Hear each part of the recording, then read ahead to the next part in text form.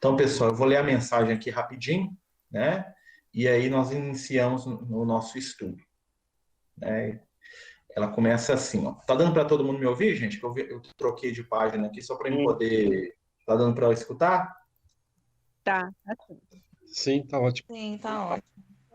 Então vamos lá. Né? Essa mensagem que nós recebemos hoje, né? O passado nos ensina. A origem e as histórias nos alertam. Jesus veio ao mundo em família para demonstrar que o amor sustenta e multiplica todas as forças do bem. Jesus foi filho de Maria e de José. Caminhou entre nós como criança simples de família trabalhadora e amorosa. Estendeu seus braços em busca do colo da mãe, olhou para o pai, entre as aparas da oficina rústica, com carinho, e sentiu a segurança do braço de José. Deu seus primeiros passos entre ovelhas, cordeiros e outros animais amigos. Sentou junto à mãe para aprender as primeiras palavras do seu idioma galileu. Apontou as primeiras estrelas nos braços gentis de Maria. Entendeu e sentiu o amor nas ações de sua mãe e no trabalho simples de seu pai. Acompanhou José nas reuniões de louvor e fé dentro dos conceitos religiosos do seu povo. Recebeu, ainda pequeno, a visita dos astrólogos e sábios do Oriente. Fugiu, amparado pelo zelo de José e pelo amor de Maria, das loucuras de Herodes. O mestre desejou, acima de tudo, se aproximar de cada família, escolhendo não uma, mas todas, como extensões e instrumentos do seu amor. Abraça Maria, aceita as instruções de José, demonstrando obediência, afeto e carinho. Recebe os poderosos sábios da mesma forma como nossos pastores humildes.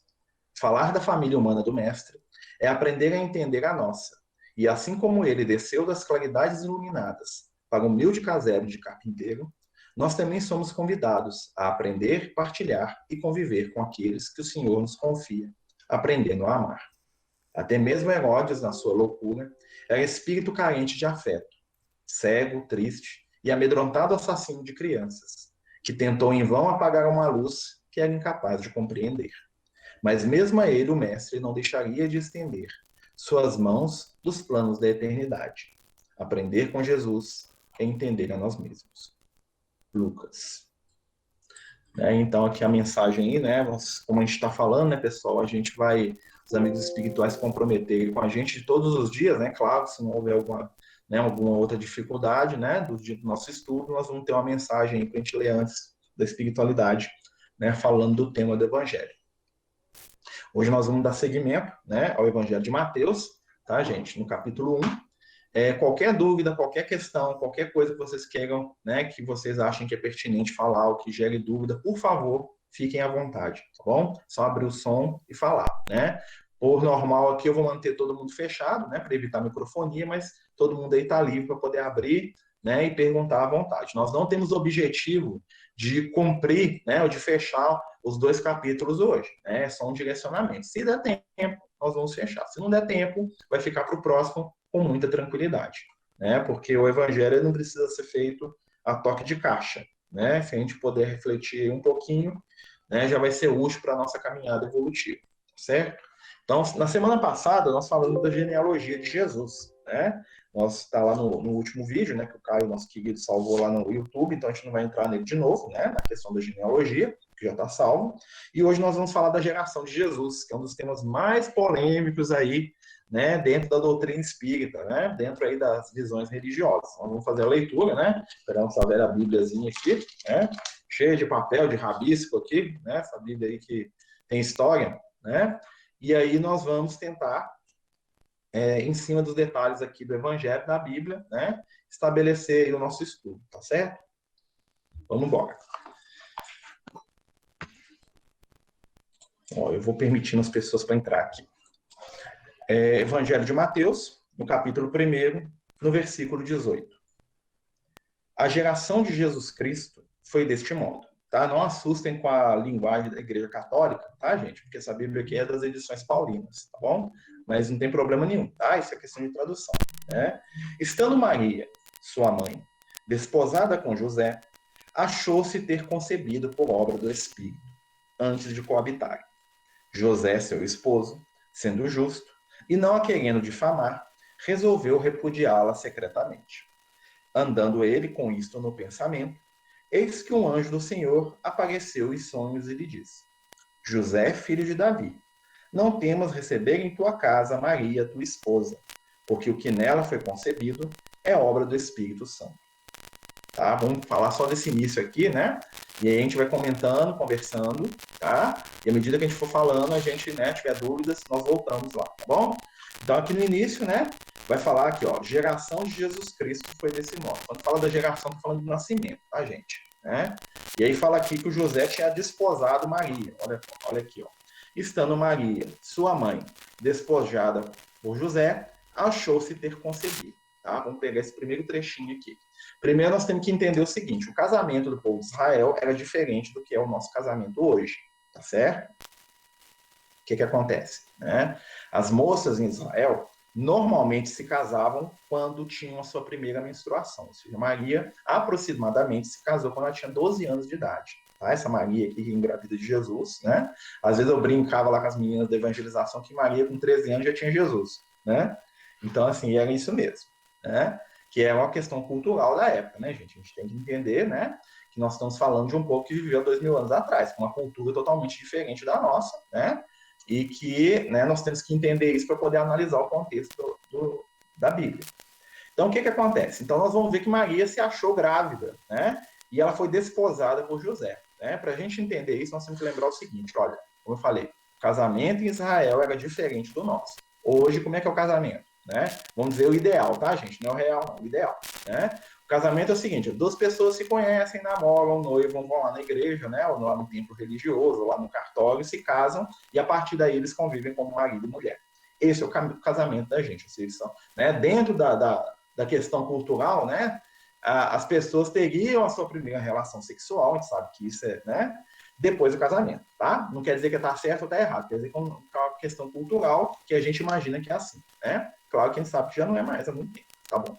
Né? Na época de Jesus, não funcionava dessa forma. O casamento ele era dividido em duas etapas, tá? A primeira etapa era o compromisso firmado entre a família da noiva e a família do noivo de que haveria entre eles uma união. Quando esse compromisso era formado, por exemplo, o pai do José, normalmente, ou o próprio José, né, se ele não tivesse um pai vivo, ia lá, conversava lá com o pai da Maria e falava assim: olha, meu filho quer casar com a sua filha. Né? Você aceita? Né? Eles aceitavam, né? Foi aceitado. A partir desse momento que existe esse compromisso, os dois já podem ser considerados marido e mulher. Ou seja, os dois era comum, né? Apesar de ser, vamos dizer assim, meio, né, por baixo dos panos, que o casal já mantivesse relação sexual como marido e mulher, tá? Porque o casamento deles tinha etapas, tá? E aí tinha uma festa de casamento, que era quando o casal construía a sua casa, ou seja, então eles estão casados, Maria e José estão casados, mas eles não têm casa, né? Eles não moram. O que ia acontecer durante esse período, né? Que eles já estão casados no sentido, né, estrito familiar. O José e a família do José e a família da Maria e a população ali de Nazaré iriam se reunir para construir a residência deles. Né? Ia ter um mutirão lá, as pessoas, os amigos do José, aquela coisa toda. E o José ia ter facilidade, porque ele era construtor, né? E aí eles iam construir a casa. Quando a casa ficava pronta, tinha uma cerimônia religiosa na qual, né, havia uma confirmação dos laços, e aí eles levavam os noivos a estarem dentro da casa recém-construída. Ou seja, eram duas etapas. Né? Se fosse um casal mais abastado, né, com um mês eles faziam a casa e mudavam. Se fosse um casal mais pobre, podia acontecer do noivo e da noiva ficarem indefinidamente morando, um com um pai, o outro com a mãe, ou levar a noiva para morar na casa do pai do noivo, até eles construírem uma casa. Tá? Então, dentro do conceito aqui, o José e a Maria estavam casados. Tá? Então, Maria não fez nada de errado. Tá? E outra coisa aqui, nós vamos ver aqui, né, que ele fala assim, ó, isso aqui é o Mateus falando, tá? Olha só, né? Achou-se ter concebido por obra do Espírito Santo antes de coabitar, que está escrito aqui na Bíblia, tá? No Evangelho original, no Evangelho lá, que você vai pegar lá da Vulgata, das tradições, das traduções mais antigas do grego, né? E do do latim, tá? Não tem evangelho escrito na língua de Jesus original, né? Não existe mais, tá? Que é o aramaico, né?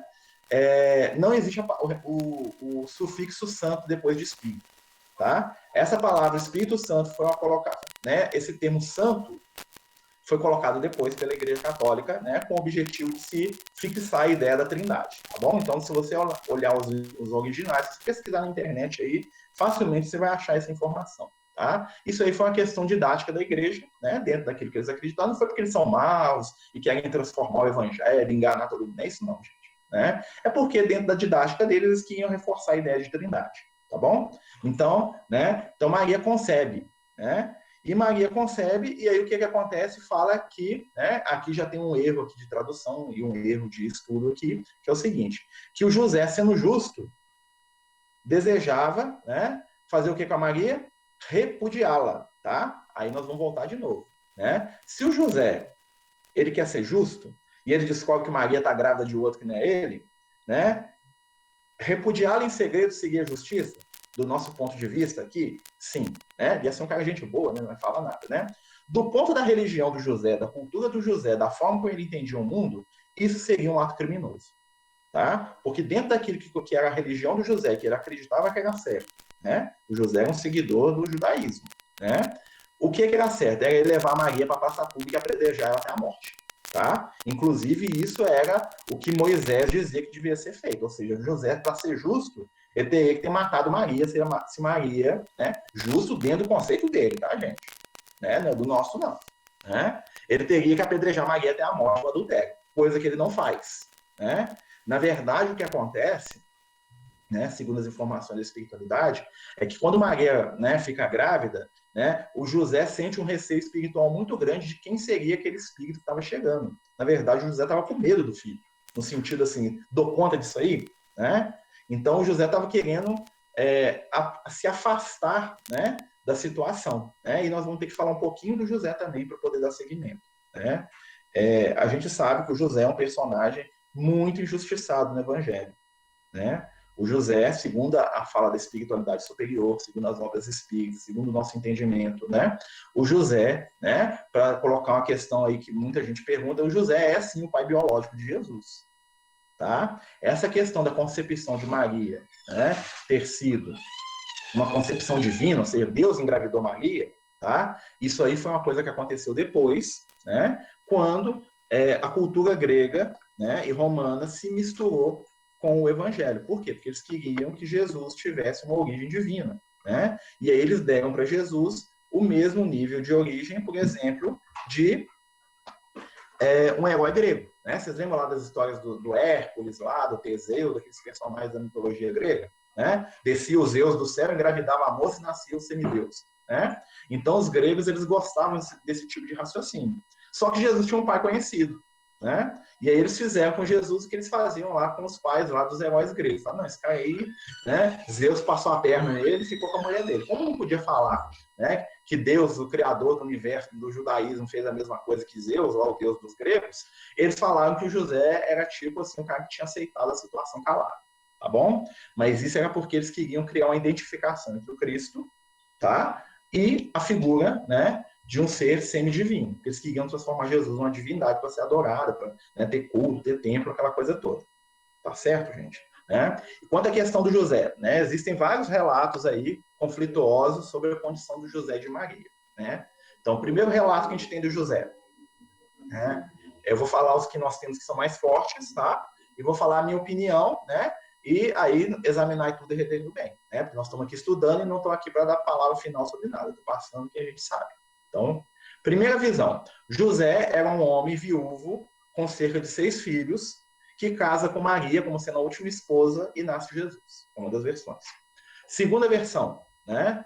José e Maria se casam, né? Jesus seria filho de Deus, depois José e Maria teriam um monte de filhos. Tá? Eles teriam outros filhos, né? Que aparecem lá no Evangelho o nome dos filhos de José e de Maria, e eu vou explicar por quê, né?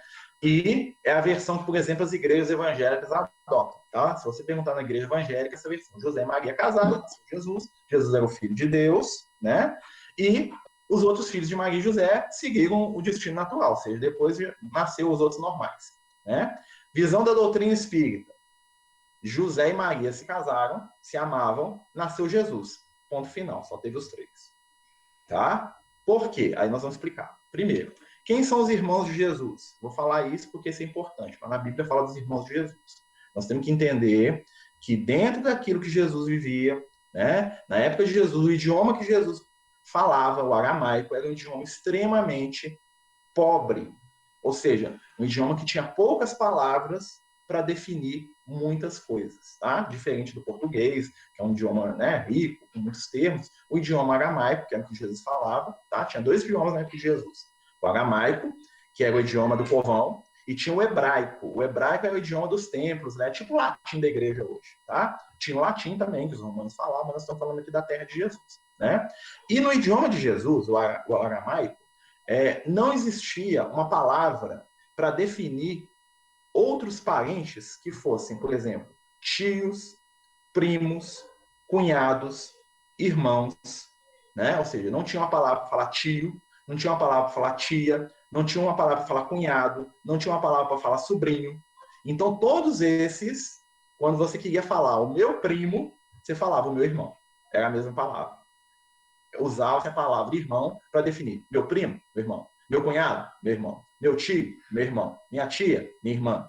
Meu tio-avô, meu irmão. Existiam palavras específicas para pai, mãe, irmão e avós, apenas. Então, você vai entender por que os judeus, por exemplo, chamavam assim todos de irmãos, né? Porque estavam fazendo parte da mesma família, e porque muitos personagens do Antigo Testamento são referidos como irmãos de Jesus. Eram parentes próximos do Cristo, tá? E como não havia no idioma uma palavra para isso, quando a pessoa foi traduzir, ele traduziu para o irmão, que é a palavra mais comum. Está dando para entender? Né? Então, essa é a nossa visão sobre o tema. Ou seja, Jesus teve uma série de parentes que eram chamados de irmão, com a questão de vocabulário, né, de idioma, e quando isso foi traduzido, veio para nós como irmãos. Maria e José poderiam ter outros filhos? Poderiam. Né? Mas por que eles não têm outros filhos no sentido espiritual da coisa?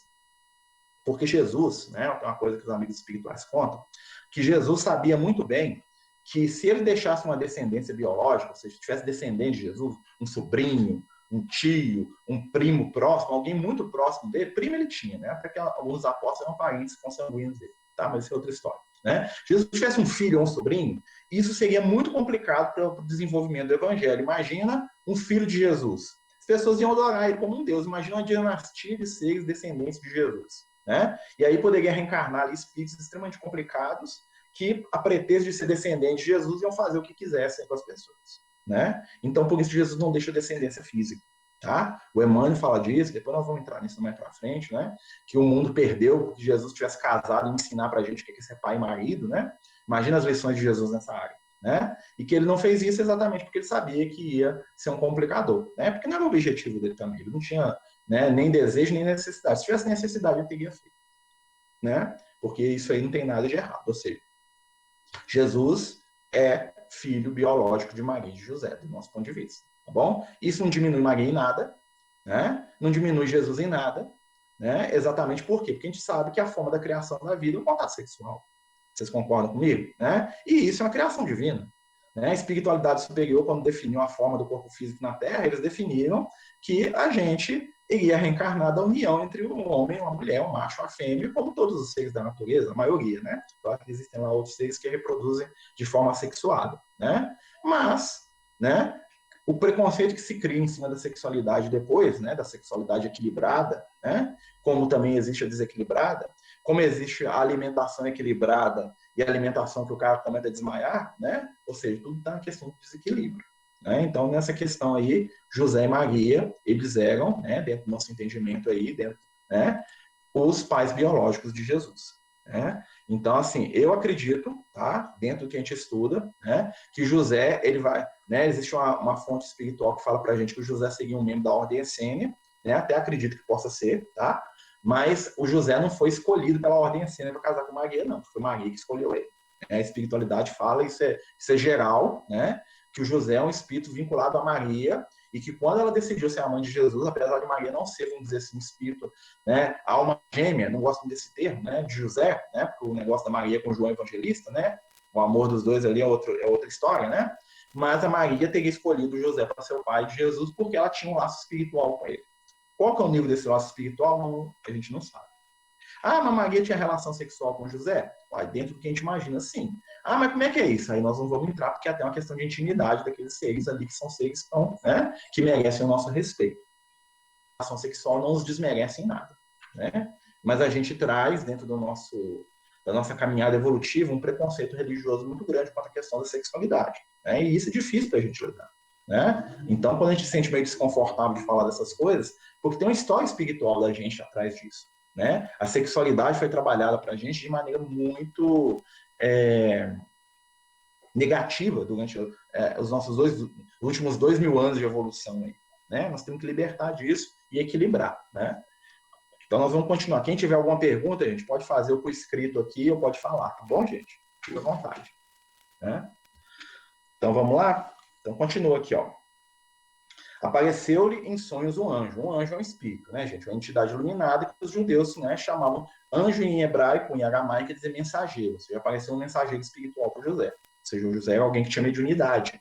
E era alguém que sabia lidar com a mediunidade. Tanto é que ele não assusta com isso, né? O que corrobora a ideia de que o José participou lá da ordem essênia. Nós vamos fazer um estudo só para explicar o que é a ordem essênia, tá, gente? Depois. Tá bom? Aqui, ó. José, filho de Davi. Não temas receber em tua casa Maria, ou seja, ele estava com medo. Não é que ela tinha traído, ele estava com medo. Olha a fala do Espírito, né?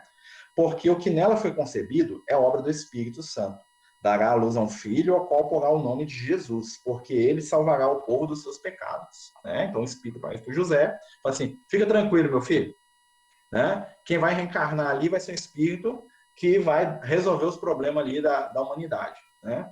Então, e aí ele fala assim, o nome do Espírito, né, o nome do seu filho vai ser Jesus. Aí nós já vamos corrigir também, tá? Jesus não é um nome hebraico, nem um nome em aramaico, tá? O nome de Jesus de verdade, vamos dizer assim, um nome de batismo, para quem batizava, né, circuncidava, né, o nome de circuncisão de Jesus era Yoshua, tá?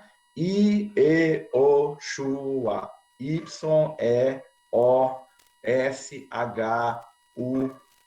Ioshua, que escreveu Yoshua, ou Josué, que depois virou Jesus, tá bom? Então, o nome de Jesus, dentro do idioma do povo dele, era Yoshua. Né? Eu brincava com os meninos da mocidade, falava assim, entrar na máquina do tempo, for para Israel. Né? Se eu tivesse a máquina do tempo, a primeira coisa que eu ia, gente. Eu ia entrar lá e ia lá para Israel, no ano 30, lá mais ou menos, ali, para esbarrar com Jesus. Né? Chegasse no dia de Nazaré e perguntasse cadê Jesus, ia tomar a tapa na cara. Jesus em hebraico, essa palavra, né, no idioma de Jesus, no aramaico, é um palavrão horrível, tá bom? Jesus em hebraico quer dizer Deus é um cavalo, tá? Você ia tomar para dentro, de alguém lá, né? Mas é uma tradução para facilitar. Por que mudou, gente? Porque quando o evangelho começou a crescer, quando os discípulos começaram a pregar fora de Israel, né, os nomes e termos da língua de Jesus eram muito difíceis de serem repetidos pelos estrangeiros. Um grego, um romano, não dava conta de falar Yoshua, né? Travava a língua dele. Imagina você falar um nome aí em russo, né? Trava a nossa, ou então um nome em chinês, né? Então, o que eles fizeram? Eles pegaram e traduziram o nome de Jesus para uma forma mais fácil de ser flexionada no idioma. Por isso apareceu o nome de Jesus, tá? Que ficou, né, como o nome. Mas isso não tem problema nenhum, tá, gente? Eu estou falando isso a título de curiosidade, tá bom? E aí, né, como nós sabemos, né, continua a história, né, porque ele salvará o povo dos seus pecados, né, e é interessante que a questão do pecado é trabalhada aqui no início, né, e aí nós vamos pegar o conceito espiritual de pecado. O que é pecado, gente? Pecado não é ferir um conjunto de normas. Para muita gente, muitos de nós, pecado é transgredir alguma regra que está escrita em algum lugar. Ou seja, não obedecer os 10 mandamentos, pecado. Não comi carne na sexta-feira santa, pecado. Fui para a reunião mediúnica e comi carne, pecado. Né? Dei passe lá no cara, lá pensando em bobagem, pecado. Não, pecado não é isso. Isso é uma visão simplória do que é pecado. Né? Do ponto de vista de espiritualidade, o pecado é tudo aquilo que fere a nossa consciência. Ou seja, minha consciência despertou para a verdade. Eu sei que matar é errado. Eu sinto que matar é errado. Eu entendo que matar é errado. Eu mato, eu estou em pecado. Porque eu estou seguindo aquilo que a minha consciência dá conta de entender. Ah, mas o homem das cavernas, o primitivo, o cara que mata lá sem saber o que está fazendo. Não é pecado, porque ele não sabe o que faz. Tá? Responsabilidade está diretamente ligada a conhecimento. Né? A nossa pirâmide espiritual. Liberdade, responsabilidade, conhecimento.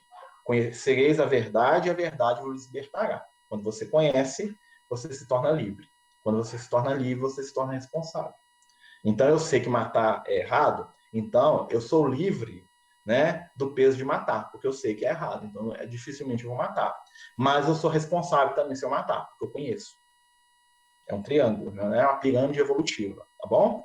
Gente, se estiver confuso, qualquer coisa, por favor, tá? Podem falar, podem interromper, tá bom? Eu sei que eu falo meio demais, eu sou meio empolgado quando eu começo a falar, então vocês me ajudem aí, por favor, tá? Já não estou entendendo nada, nós voltamos e explicamos de novo, tá bom? Vocês podem ver que nós estamos no início aqui, nós estamos com 35 minutos de estudo, né? Vocês veem que o negócio é andar devagar mesmo. Então, por que Jesus vem nos salvar dos pecados? Porque Jesus vem explicar isso para a gente. Quando uma vez perguntam a Jesus qual é a missão dele, ele fala assim que ele veio ao mundo para, né, dar a conhecer o Pai e nos convencer da justiça, do juízo e do pecado. Ou seja, convencer o quê? Ele vem nos ensinar o que é justiça, o que é juízo, ou seja, como que a gente vai definir o que está certo e errado, e o que é pecado. Olha, esses 3 conceitos com a gente, tá? Tudo isso aconteceu para que se cumprisse o que foi dito pelo Senhor por meio do profeta. Olha aqui, então o Mateus aqui, vocês vão ver que o Mateus faz o relato dele e ele puxa um conceito da religião dele, está falando do profeta. Quando ele está falando de profeta, vocês podem notar que ele está falando para judeu que conhecia profeta. Né? O Mateus fala de profeta para um romano, para um grego, o grego ia falar, ih, Kiko com isso, o que é isso? O que é profeta? O que é isso? Não conheço profeta nenhum, eu conheço filósofo grego, mora na Grécia. Né? Então o Mateus ele escreve para o povo de Israel. Tá? Por isso que ele vai colocar em primeiro lugar aqui a genealogia, porque isso é importante para o povo de Israel, conhecer a sua história, né? E depois ele vai reforçar dentro daquilo que ele acredita. Ó. Tudo isso aconteceu para que se cumprisse o que foi dito pelo profeta pelo Senhor por meio do profeta que disse: Eis que a virgem conceberá e dará à luz a um filho, e lhe porá o nome de Emanuel, que quer dizer Deus conosco. Oh, mas Jesus não chama Emanuel, o guia do Chico Xavier que chama, né? Emanuel é um título, tá? E quando fala que a virgem conceberá, tá? O conceito de virgem do Antigo Testamento é diferente do nosso conceito hoje. Virgem para a gente hoje é a mulher que não teve relação sexual, basicamente, né?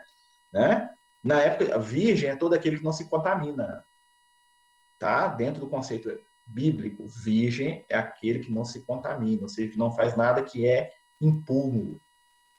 E o que é impuro? É aquele que vive de acordo com a sua consciência. Maria é uma virgem, né? Maria é uma virgem no sentido que ela é um espírito superior e que ela vivia de acordo com a consciência dela, ou seja, ela é um espírito puro, nesse sentido, tá, gente? A pureza espiritual não quer dizer a pureza do corpo físico. Né? O fato dela ter tido ou não relação sexual não contribui nem atrapalha, né, o nível evolutivo espiritual de um ser como Maria, né, que nós sabemos que os espíritos não é evoluído que pisam no planeta Terra. Tá? Maria é uma entidade arcangélica. Maria é um espírito que lá no Egito Antigo, né, isso é informação do Lucas, de vocês, né? Lá no Egito Antigo, Maria e João Evangelista já eram tratados como deuses. Tá? Os deuses do Egito, os guias espirituais do povo do Egito, que eram os Ísis, né, e Osíris, é Maria e João. Tá bom? Então você imagina, então se lá no Egito Antigo, 5.000 anos antes dessa história que nós estamos lendo aqui, ou seja, quase 7.000 anos antes da gente, Maria, né, e o João Evangelista já eram os guias espirituais de uma nação espiritualizada igual ao Egito, imagina Maria na época de Jesus.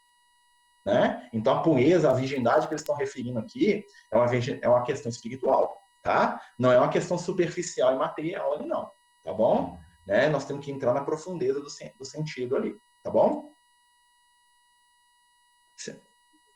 Então, se alguém já sabe que é errado matar, mas não sente o peso da consciência, não pecou, mas é responsabilidade, mas é responsável, tem responsabilidade, é isso? Olha, se a pessoa sabe, ela vai sentir o peso da consciência. Saber é ativar a consciência para aquilo. Ela pode até fingir que não sabe, tá? Que é diferente, né, Fabrício, de uma pessoa que desconhece. Imagina o homem das cavernas, desce a clava dele na cabeça do companheiro dele. Ele ainda está estruturando o que é o sentimento. Ele não sabe o que ele está fazendo. Ou uma pessoa que tem a cognição comprometida. Imagina uma pessoa, né, hoje, uma pessoa que tem um problema mental grave. Ela tem um problema mental grave, né, e ela não consegue raciocinar de maneira adequada. Então, ela vai lá e mata uma pessoa num surto. Ela não é tão responsável quanto alguém que sabe, né? Então, o nível de consciência vai dizer o nível de responsabilidade e o nível de liberdade, né? Uma coisa é eu matar uma pessoa. Outra coisa é uma pessoa que não sabe o que faz. Lembra de Jesus na cruz? Jesus trabalha isso aqui com o pessoal, para poder trabalhar perdão com eles. O que Jesus fala para Pai, Perdoa-os porque não sabem o que fazem. Jesus está ensinando as pessoas a se perdoar. Olha só o nível do amor do Cristo. Ele estava lá na cruz, sendo cuspido, escarrado pela multidão, e ele joga um conceito para entrar lá na consciência deles. O que Jesus fala para eles? Gente, não preocupa não, vocês não sabem nem o que vocês estão fazendo, vocês não são responsáveis, vocês não têm entendimento suficiente para perceber o que vocês estão fazendo comigo. Né? Olha o nível do amor de Jesus.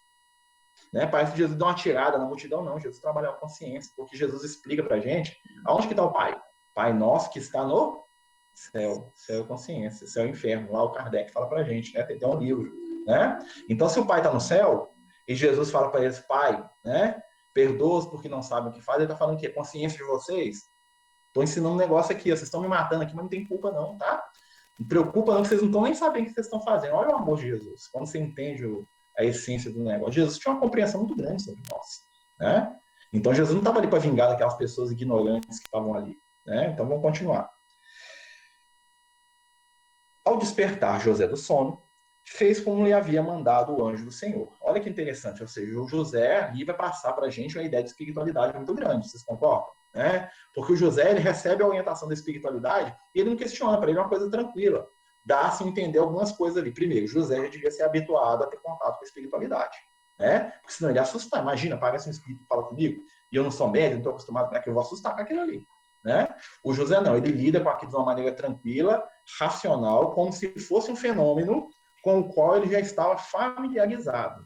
E aí a informação espiritual que a gente tem aí dos amigos espirituais é que realmente o José sabia lidar com essas percepções espirituais. Claro que dentro do conteúdo religioso dele. Né? Ele sabia lidar com, né, a espiritualidade dentro daquilo que ele entendia. Por isso, a espiritualidade vai lá e fala com ele diretamente. Eles não usam de nenhum subterfúgio para pensar nisso. Eles não mandam mensagens, não mandam um amigo. O espírito parece para ele e fala assim, o negócio é o seguinte, assim, assim, assim, tranquilo? Tranquilo, resolvido o problema.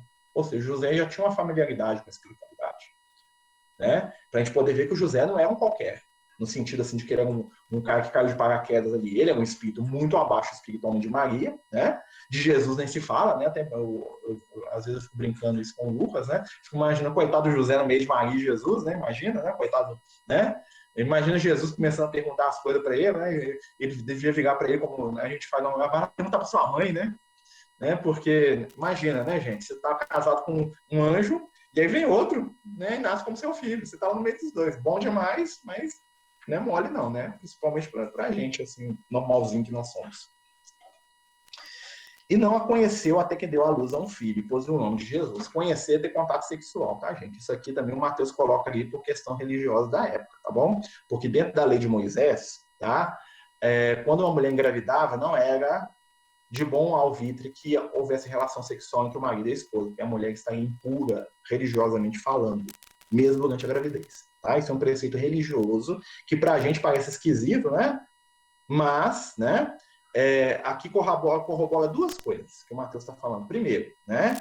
Para as pessoas da época de Jesus, José e Maria tiveram contato sexual, porque o termo conhecer, né, é amplamente conhecido na Bíblia como relação sexual. Né? Maria conheceu sua mulher, se tiver uma relação sexual. É o termo que eles usavam. Né? Ou seja, né, ele está falando aqui o seguinte, ó, José cumpriu com Maria todas as regras da nossa religião. Para a gente que não entende, parece que José não podia ter contato sexual com Maria porque é proibido por Deus, né? Porque a gente não conhece o contexto religioso deles. Né? Na verdade, o que o Mateus está querendo dizer, gente, olha, o José foi casado com a Maria, dentro daquilo que a gente entende, né?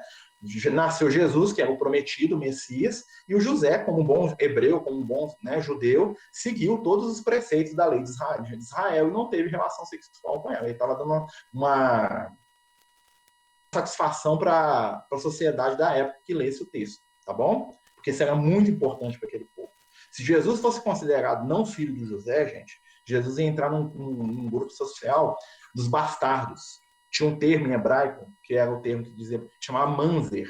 Tá? Os manzer eram o pior tipo de ser humano na época de Israel, no sentido que eles sofriam preconceito de tudo que você pode imaginar. Para você ter ideia, os judeus odiavam cachorro. Tá? O manzer era pior que o cachorro. Tá? E Jesus tinha um cachorro, falando isso, né? Os espíritos contam, né? Que Jesus tinha um cachorro. Então ele já escandalizava desde pequeno, porque cachorro para os judeus era símbolo de coisa do mal, do cão. Tanto é que tem o cão, né? O demônio, né?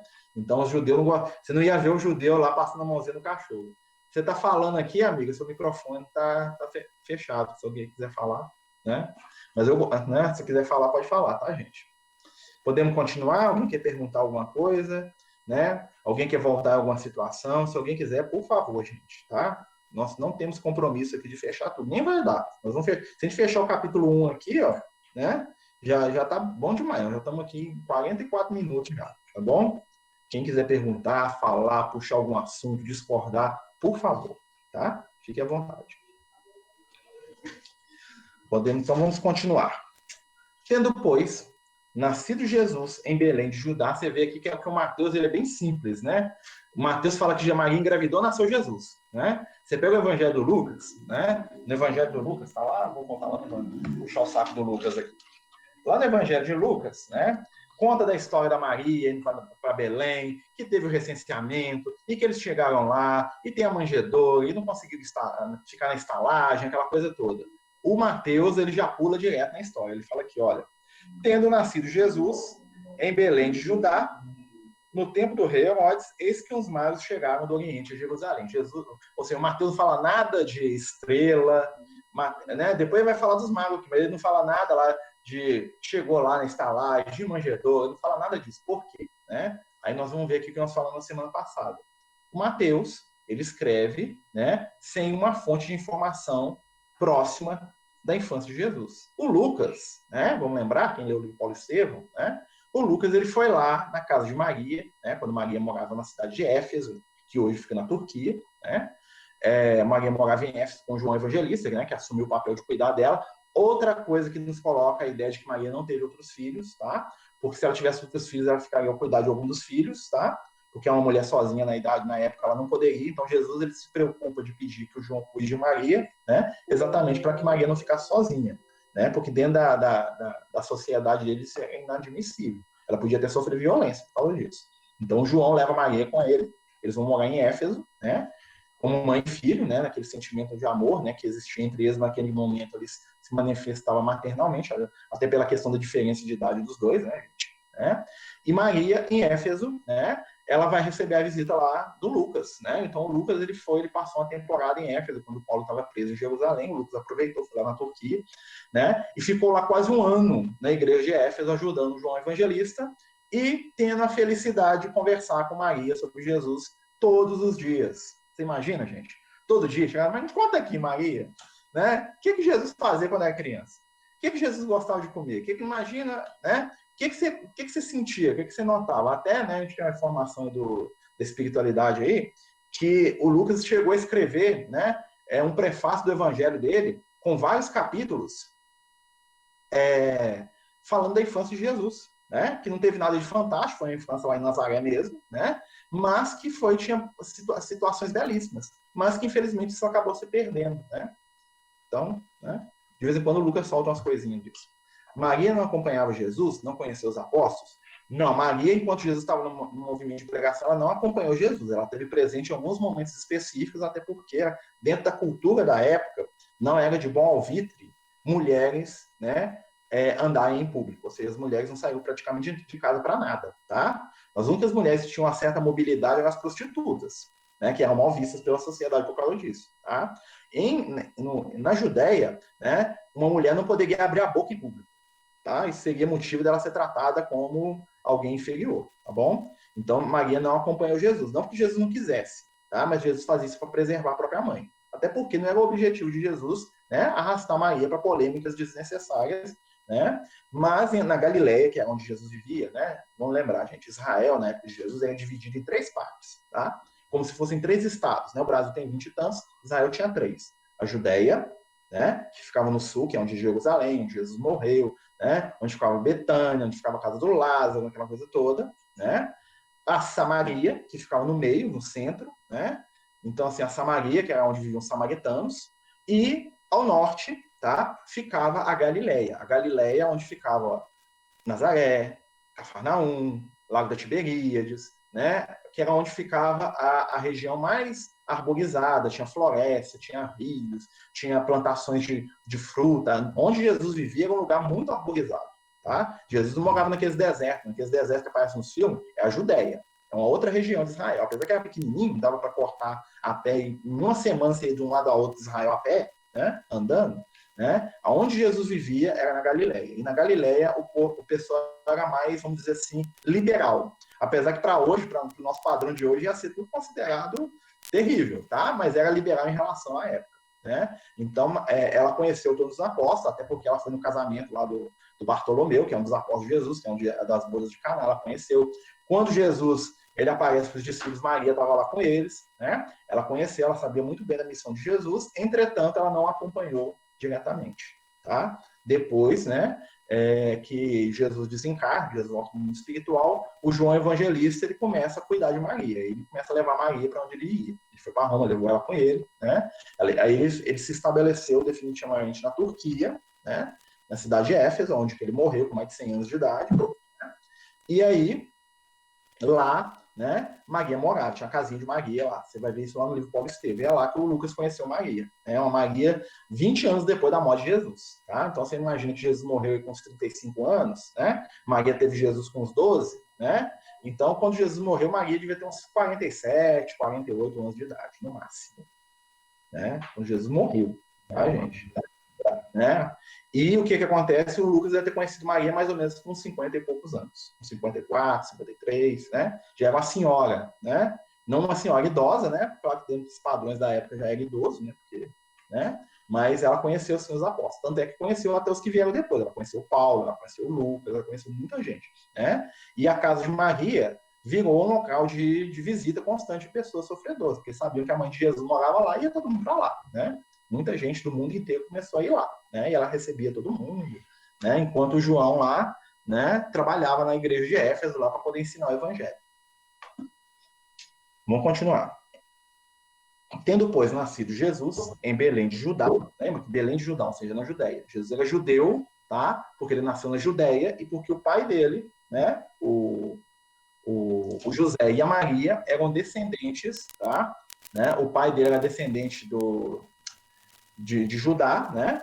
E a mãe dele também, né? Porque o rei Davi era descendente da tribo de Judá, tá? O rei Davi, ele era, né? O rei Davi, que é um personagem controverso aí, que depois eu vou contar a história dele, né? Que eu não vou com a cara dele de jeito nenhum, né? Mas tudo bem. O rei Davi é um complicado, né? Para quem não sabe, o rei Davi é o Judas Iscariotes, tá, gente? Tá?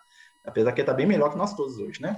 Mas assim, o rei Davi, né? Então José, ele era descendente, como metade de Israel era, tá, gente? Não é uma coisa muito, né? O José e a Maria serem descendentes do Davi, né, é uma coisa assim muito fantástica, né? Porque, na verdade, grande parte daquele povo se dizia descendente dele, né? Então, pela genealogia, eles eram mesmo. Mas é aquela coisa, né? Quantos descendentes tem o rei Davi? Até uns 5 mil, entendeu? Então, não é uma coisa que transformava Jesus num ser especial, né? Mais uma multidão. De onde veio os olhos azuis de Jesus? Né? Primeiro, nós temos que ver se Jesus tinha olho azul mesmo, né? Nós vamos, né, criar essa questão da etnia de Jesus, né? Nós temos aí duas questões que pegam, duas questões. Primeiro, né, o Jesus hollywoodiano louco de olhos azuis, né, e o Jesus homem das cavernas, que muita gente acha que Jesus parecia um homem das cavernas, um homem de Neandertal, né? Nenhuma coisa, nem outra, né, gente? Nós vamos perceber o seguinte, olha, o povo de Israel, né, os judeus, da época de Jesus, se você digitar hoje crianças judias, você vai ver que é um monte de menininho louco de olho azul, né? Se você for lá para Israel, você vê que os israelenses hoje é tudo louco de olho azul. Não existe um israelense que parece árabe, não, é muito árabe, né? Ou seja, Jesus não era árabe, até porque o povo de Israel não era de origem árabe, eles eram semitas, uma coisa diferente, tá? Mas, o que a gente sabe de informação aí? Né? Jesus, né, tem a informação mediúnica do Emmanuel, tem uma carta do Emmanuel, né, que ele escreve lá do Cubruense, que fala que Jesus só não era mais bonito que a mãe dele, tá? Que Jesus é um homem mais bonito que tinha visto na vida dele, né?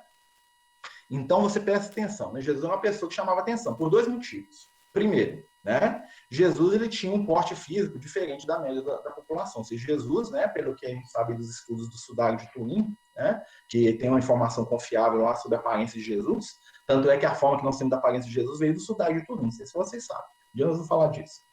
Que é o Santo Sudário, que tem lá na Igreja Católica. Que uns falam que é falso, que não é, a espiritualidade fala que o negócio é verdadeiro. Mas não dá para a gente entrar nisso agora porque não tem tempo. Tá? Né? No Sudário de Turim, o homem que foi envolvido no Sudário tinha 1,82 m de altura. Jesus tinha 1,82 m. Então você imagina, um homem de 1,82 m no povo de Israel, onde a altura média era 1,54 m. Imagina, o homem médio de Israel tinha 1,54 m até 1,60 m, né? E aí você tem Jesus com 1,80 m. Então você imagina a multidão, todo mundo, aquele ali é Jesus. Né? Jesus destacava facilmente na multidão por causa da compleição física dele. Tá? Ele tinha uma compleição física diferente, né, da maioria das pessoas, até por umas questões que depois nós vamos estudar isso quando a gente for falar mais dessa questão. Né? Mas o que a gente sabe é o seguinte, olha, né, o Emmanuel descreve Jesus com cabelos, né, de cor de mel, ou seja, castanhos. Então Jesus não é louro, tá? Né? Quanto aos olhos de Jesus, o que a gente tem de informação espiritual é que os olhos de Jesus seriam da cor das estrelas, que é um trem muito vago, né? Mas o que a gente, né, segundo a espiritualidade, os olhos de Jesus eram castanhos claros, muito claros. Sabe aquele castanho que parece verde, né?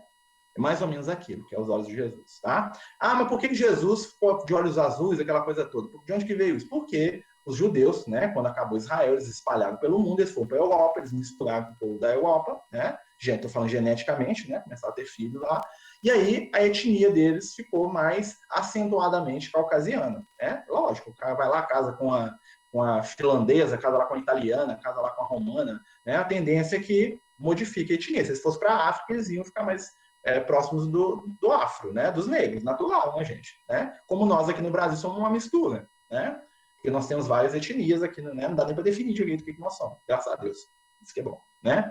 E aí, o que acontece? Quando os autores da Idade Média começaram a representar Jesus, eles pegavam os judeus que eles conheciam e tentavam transpor aquilo. Então, imagina lá o Michelangelo, lá na Itália, né? Que é um povo essencialmente caucasiano, né? E que ele conhece lá uma família de judeu que mora lá no subúrbio de Roma. Ele vê lá o pai e a mãe com os filhinhos lá, ele vê mais ou menos aquela etnia misturada dos judeus com o italiano, né? O que o Michelangelo vai representar como Jesus? Ah, é um judeu. Como é que ele vai representar? Como um judeu que ele conheceu ali na época, que é uma pessoa de uma aparência mais próxima daquela europeia que era o que ele tinha. Não é porque ele estava querendo, né, falar que Jesus era branco, não, é porque é o que ele tinha de referência. Isso é bem tranquilo, né? Mas é interessante essas coisas, né? Mas assim, o que a gente pode dizer é o seguinte: Jesus não é nem o galã de Hollywood, tá? Né? Pelo nosso padrão, né, gente? E nem também é um homem das cavernas, né? Vamos lembrar que tem alguns aspectos da aparência física que são relacionados com questão de saúde, né? Então você pega, por exemplo, a maioria das crianças de Israel eram subnutridas. A maioria das crianças de Israel tinham deficiência de fósforo, porque eles comiam pouca carne vermelha, que é uma coisa rara, né? Jesus teve uma vantagem, primeiro, a questão genética dele, né? Que é outro assunto, tá? E outra coisa, Jesus não pegava nem gripe, né?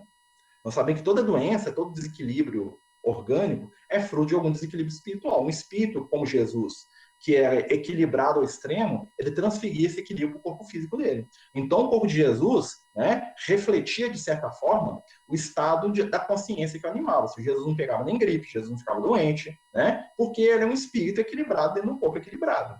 Né? Então, nós vamos ter ali Jesus que vai ter uma aparência muito melhor do que a média da população, por vários motivos. E um deles é o motivo espiritual. Tá? Ah, mas Jesus se preocupava com isso? Pode ter certeza que não. Isso aí não é o objetivo de Jesus. Jesus podia nascer do jeito que quisesse. Né? Mas isso aí é só para a gente poder fazer um parêntese aí. Né? Até porque, gente, não vai dar para a gente entrar, né, no capítulo 2. Semana que vem nós vamos entrar no Rei Herodes. Né? Só para a gente poder fazer uma introdução, na semana que vem nós vamos entrar no capítulo 2, viu? Hoje nós falamos sobre um, né? Nem deu para terminar. Nós vamos falar do massacre dos inocentes, que é aquela famosa história, né, que o rei Herodes manda matar as crianças, né, para poder pegar Jesus. Né? Só para a gente poder se localizar, né, lá no capítulo 2, né, algumas informações que vão ajudar a gente a estudar. Tá?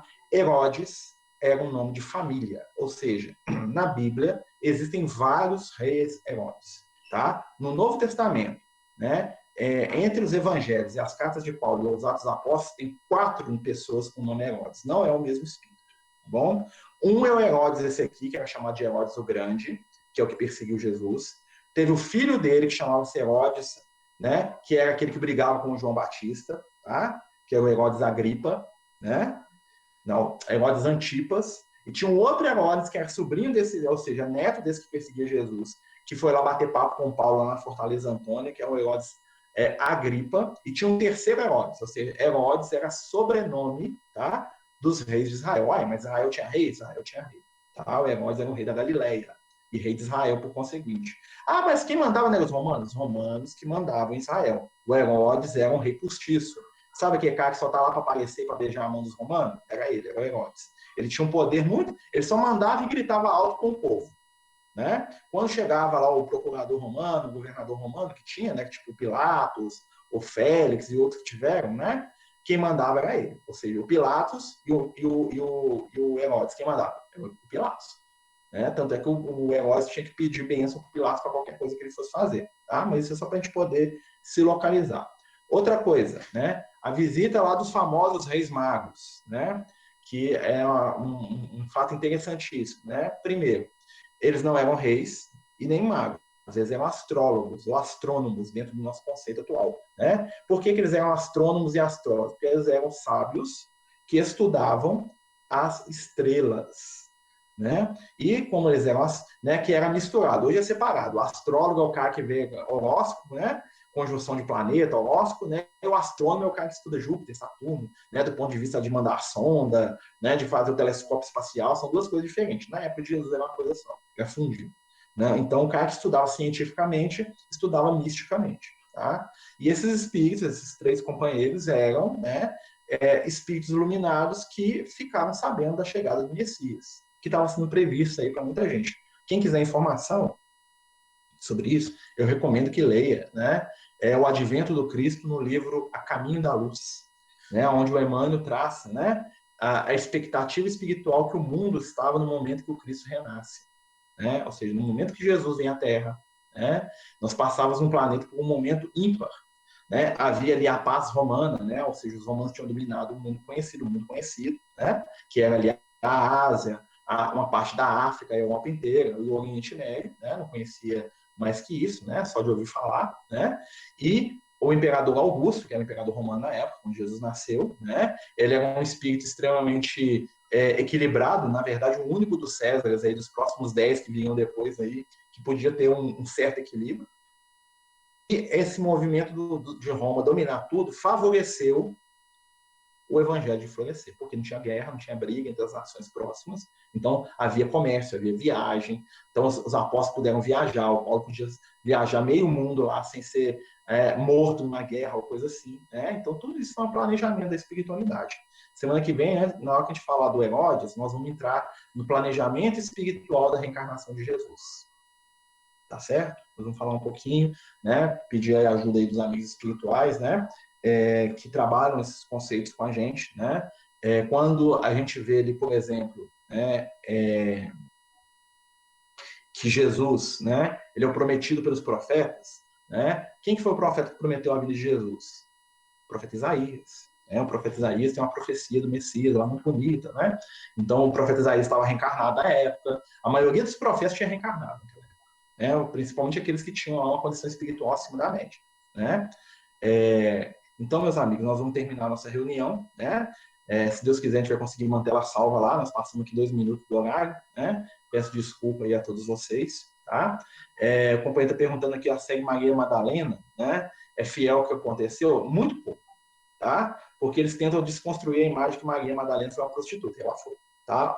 E isso é meio que fugir da realidade. Tá? Mas ela é um espírito iluminado, com certeza, porque ela venceu muita coisa. A maior transformação do evangelho foi da Maria de Magdala, né? E assim, é um espírito que a gente tem que tirar um dia só para falar dela, tá bom? Porque ela muda, quem mais transformou no evangelho ali, quem mais levou paulada foi ela, né? E ela foi o espírito mais fiel ao Cristo daqueles ali, tá? Mas aí nós vamos falar dela oportunamente. É um espírito que eu gosto muito de falar dela. Tenho um grande respeito pela Maria de Magdala, né? Ou Madalena, né? Quando a gente traduz. Então, meus amigos, é isso. Né? Vamos fazer nossa prece para terminar. Espero que vocês tenham gostado. Na semana que vem nós continuamos no capítulo 2. Tá bom? Senhor Jesus, amigo e mestre, companheiros espirituais, pedimos neste momento que possa iluminar o nosso caminho, o nosso entendimento, dando-nos a base para podermos crescer, melhorar, aprender, renovar o nosso conhecimento, o nosso entendimento, buscando a vivência do teu evangelho, a prática do teu amor. Divino amigo, fica conosco, nos envolvendo nas melhores vibrações e permite que possamos estar contigo, hoje e em todos os momentos da vida. Que assim seja, graças a Deus.